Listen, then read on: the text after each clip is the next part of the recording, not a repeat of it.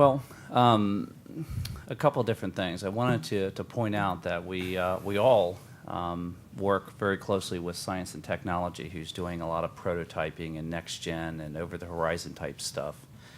And so there's a lot of prototyping going on in that environment. I wanted to pile on a little bit more on the mobile stuff and give you a couple of examples of some of the things that we're trying to deal with. Almost primitive at this point, although 2 years ago we wouldn't have said this, on the fingerprint environment.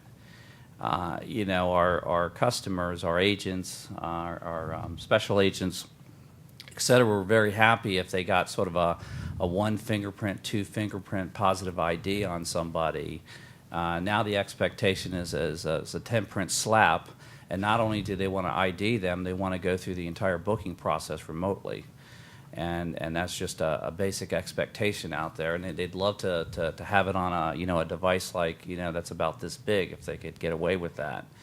And so trying to work through some of those things. Another one is in our forensic document lab, similar to what CBP is doing with sending the spectrum back to one place and taking a look at it.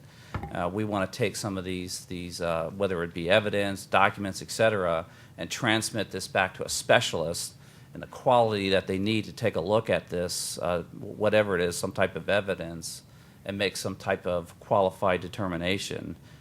So there's things like that. If you think about what's going on in the third world with where they're picking up various types of information through almost through paper samples with blood tests, et cetera, and transmitting that back on a cell phone. This is a much more supersized version of that.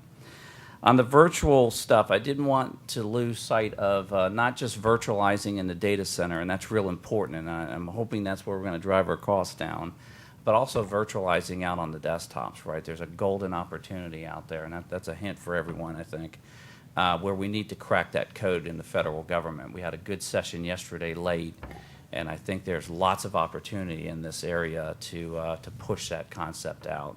Then the last one, I guess two other quick ones. One is we're doing some virtualization in the requirements area. We're using some relatively new technology in that area to confirm these requirements, get them set, and that's working very well for us, and we want to continue to push that technology because we think that's a good way to capture our requirements on our business applications.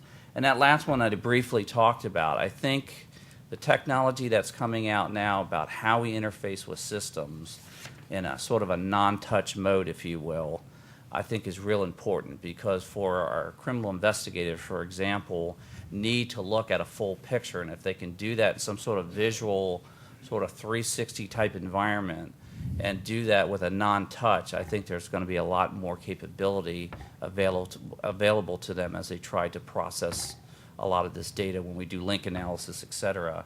I think in that kind of a concept that there's some opportunities there, and we want to prototype some of that.